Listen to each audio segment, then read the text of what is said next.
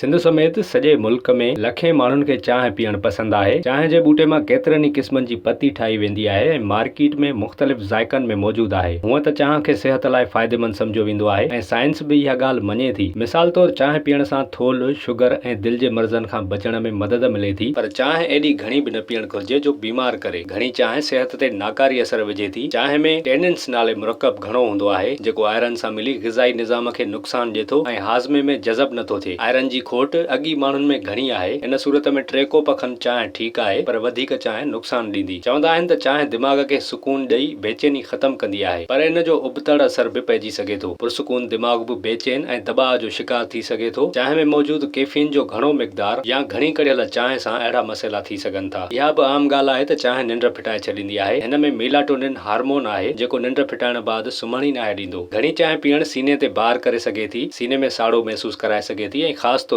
ते जॾहिं ख़ाली पेट चांहि पीजे थी त पोइ उल्टी बि अची सघे थी। मथे जो सूरु घटाईंदड़ चांहि घणी पीअण सां मथे जो सूरु ॾेई बि सघे थी। कैफीन जो 100 मिलीग्राम इस्तेमालु मथे जे सूर लाइ काफ़ी आहे। इन खां सवाइ घटि माण्हुनि खे इहा ख़बर हूंदी त चांहि मथे खे फेरी बि ॾेई सघे थी। घणी चांहि पीअण सां माण्हू वाइड़ो थी वेंदो आहे। विज़िट कयो अवामी आवाज़ मीडिया ग्रुप जी वेबसाइट awamiawaz.pk